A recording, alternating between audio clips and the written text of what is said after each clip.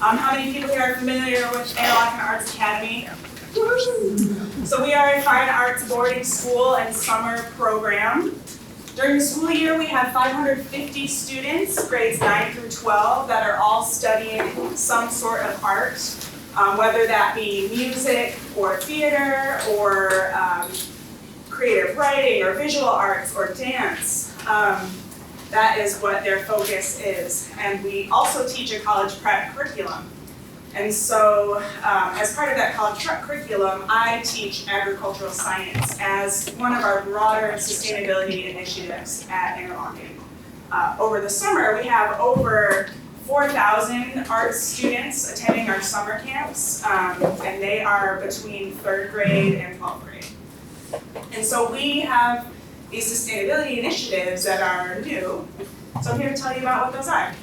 We have a school garden and a botanical lab, which I am in charge of managing. I have a background in production vegetable farming along with experience teaching garden-based nutrition education, after-school cooking and gardening classes, things like that. We have an on-site cafeteria and dining service, so that makes it really easy for us to be able to grow food in our school garden that can turn around and be sent right to where our students are eating, not just lunch, but 3 meals a day. We have an ag science class, which I help co-teach. Mostly 11th and 12th graders take that after they've completed biology and ecology courses. We have habitat restoration. I don't know if anyone's been on our campus, but we have many, many acres of really beautiful wooded areas between Duck Lake and Green Lake. We do outreach and connection with the community, which I'll talk about a little bit later. We employ many people within the region and in fact recruit all over the country to come live and work at our school. And I'll talk just a little bit about where we see the future of our sustainability initiatives going. Amy, are you timing me? No, I forgot to start. I'm sorry, so I'm starting right now. I'll be quick. So this is what our school garden site looks like now. We are located across the road from main campus next to the IPR building, for those of you who are familiar with our site. We have the RV Annis Botanical Lab, which is a heated greenhouse and classroom space. We have a pollinator garden, which you can see in the middle with over 35 native pollinator plants. We have 9 raised bed vegetable gardens, which are in that last picture. They're 4 by 10 feet. And they are raised like that so they can be ADA accessible for people who have mobility issues. We also have a hoop house, an outdoor pavilion, which is outdoor classroom space, and we are going to be, or we're in the process of constructing an outdoor kitchen so that we can do community meals, catered events, cooking classes, canning demonstrations, things like that. Here's some more photos. On the left are some of the vegetables that we grew this year, and like I said, everything that we grow goes right to the school cafeteria. We have an edible flower garden bed this year, so lots of nasturtiums and calendula, and then we grow lots of greens and carrots and things in our hoop house. So here's just some data for what we're doing, and I should mention that this is a very new program. This season was our 2nd full season in production, and so we're still very much learning what it means to garden and farm at Interlochen. But here are our numbers so far. We produce over $3,000 of food that we send to the cafeteria, and this is mostly vegetables, some edible flowers too, but it's all grown sustainably.